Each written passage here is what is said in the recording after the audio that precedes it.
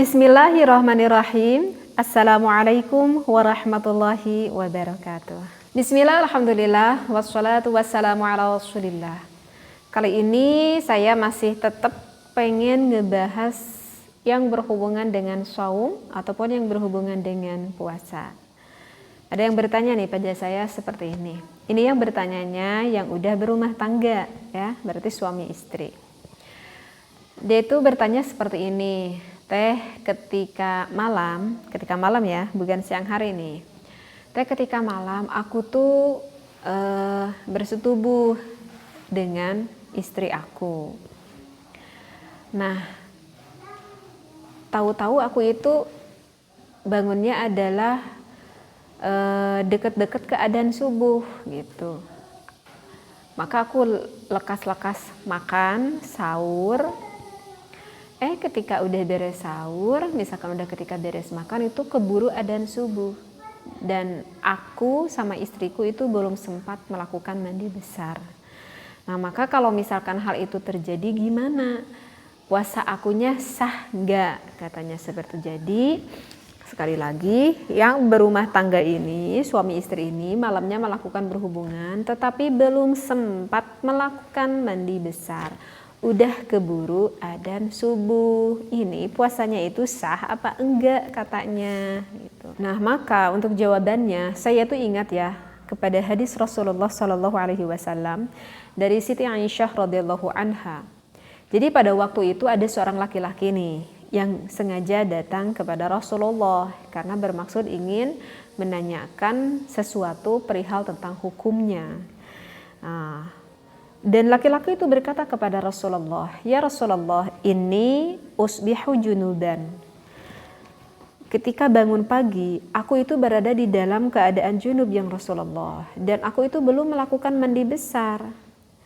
Tetapi, wa ana uridu siyam. Tetapi aku itu mau bermaksud melaksanakan puasa. Gitu. Maka gimana ya Rasulullah, puasaku ini sah apa tidak?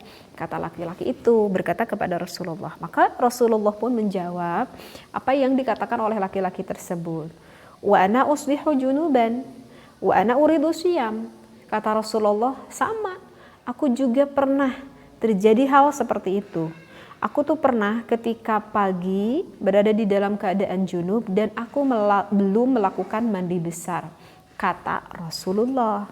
Dan aku itu bermaksud anak uridu siyam, dan aku juga sama bermaksud mau melakukan puasa. Terus Rasulullah melanjutkan kembali, fa'agtasil, ya maka aku cukup melakukan mandi besar saja, wa asum, dan aku berpuasa.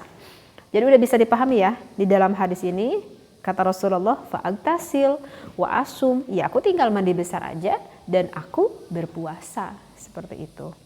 Nah, ketika Rasulullah menjawab itu kepada laki-laki tersebut, laki-laki tersebut itu mengatakan lagi kepada Rasulullah, ya Rasulullah, innaka lasta mislana, tapi engkau itu ya Rasulullah enggak sama seperti kami. Engkau itu adalah seorang Rasul. Qad aghfarakallahu ma taqaddama min dzambika wa ma ta'akhkhar, kata laki-laki tersebut. Engkau adalah seorang nabi, engkau adalah seorang rasul, maka dosamu yang terdahulu ataupun dosamu yang akan datang itu semuanya pasti akan diampuni oleh Allah. Sedangkan aku yang Rasulullah, apakah itu hukumnya tetap sama gitu ya? Jadi seolah-olah mengatakan bahwa laki-laki tersebut berpikir bahwa hukum ini hanya berlaku kepada Rasulullah, tapi tidak kepada umatnya, sehingga lebih memperjelas akan pertanyaan itu kepada Rasulullah. Maka Rasulullah pun menjawab dan agak sedikit marah Rasulullah terhadap laki-laki tersebut. Faghadiba Rasulullah sallallahu alaihi wasallam, dan Rasulullah pun marah kepada laki-laki tersebut yang bertanya. Kata Rasulullah, wallahi, demi Allah, inni la arju an akuna akhsyakum wa a'lamakum. Kata Rasulullah, demi Allah, aku adalah orang yang paling takut kepada Allah dan aku adalah orang yang paling tahu kepada Allah. Seperti itu.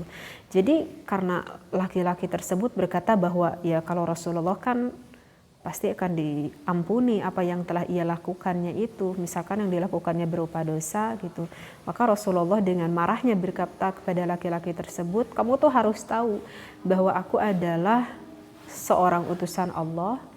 Meskipun aku sudah mendapatkan jaminan akan mendapatkan surganya Allah, tetapi aku adalah orang yang paling takut di antara seluruh makhluk kepada Allah Subhanahu wa ta'ala. Dan aku yang lebih tahu kepada Allah Subhanahu wa ta'ala daripada kalian semuanya.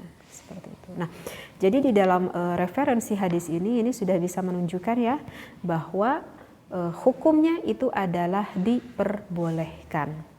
Dan juga bisa dilengkapi di dalam satu kajian kitab. Menurut karangan Imam Nawawi, di sana dikatakan ajma'a ahlu hadhil ansara, bahwa telah sepakat seluruh para ulama yang berada di negeri ini ala syihatil junubi, akan sahnya kita melakukan puasa sedangkan kita berada di dalam kondisi junub, sawaun kana min ikhtilamin, apakah karena keluar mimpi basah, au jima'in, ataupun dikarenakan setelah melakukan berjima. Dan tentu berjimanya di sini adalah berjima pada malam hari.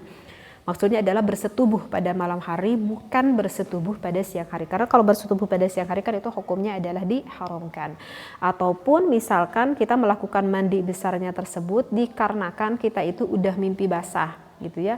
Artinya kan kalau mimpi basah itu kan bukan sengaja-ngaja kita untuk mengeluarkan air nutfahnya tersebut, tetapi ya tidak sengaja karena memang kita berada di dalam keadaan tidur dan ketika bangun ada basahan. Nah, maka tidak batal puasanya. Ya cukup kita melakukan mandi besar dan kita tetap berada di dalam keadaan berpuasa seperti itu. Dan ini memang kenapa banyak bertanya kepada saya akan perihal hukum ini, berarti masyarakat di luaran sana banyak yang belum paham akan ilmunya.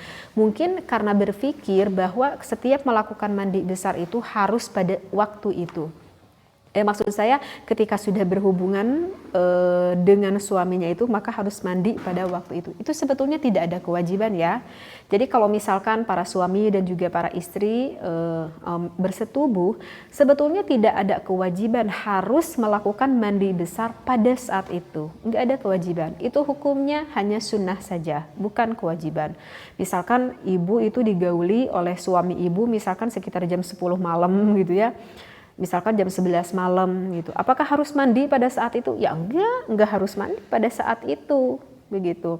Karena kalau misalkan dipaksakan mandi pada saat itu juga kan efeknya bukan kalakah bagus untuk badan kita gitu.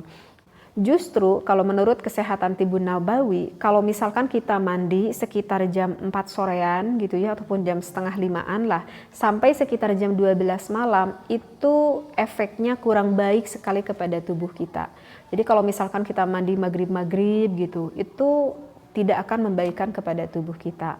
Justru yang dianjurkan itu adalah mandi ketika sekitar jam 12 malam ke sana. Misalkan kita mandi jam 1, jam 2, itu bagus sekali ya, sebelum subuh lah artinya.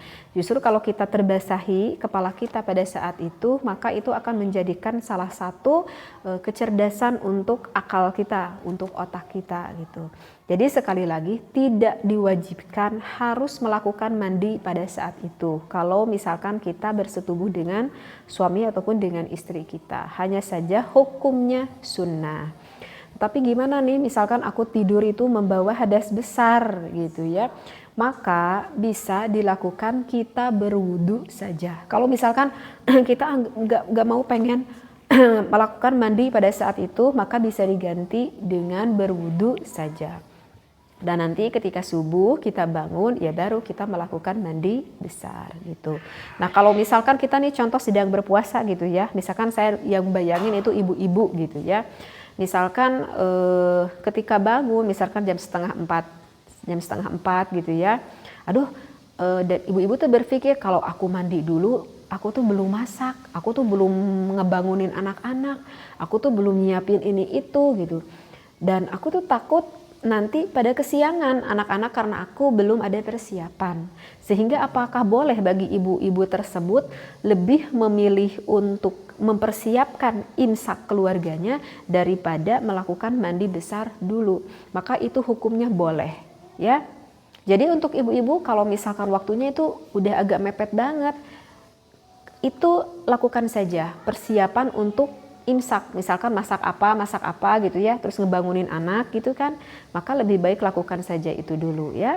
Maka setelah itu misalkan udah beres makan tapi nggak keburu mandi besar, maka bisa dilakukan mandi besar meskipun sudah keburu adzan subuh.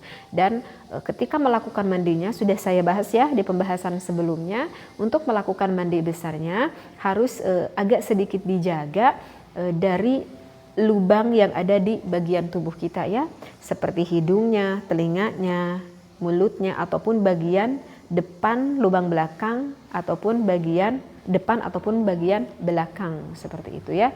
Dan ini gak perlu dijelaskan lagi ya, karena sudah saya jelaskan. Jadi hukumnya apa? Sah puasanya ya. Mudah-mudahan apa yang saya sampaikan ini bisa membantu kepada kalian semuanya, yang lebih khusus yang bertanya kepada saya. Mudah-mudahan bisa difahami. Wabillahi taufiq wal hidayah. Wassalamualaikum warahmatullahi wabarakatuh.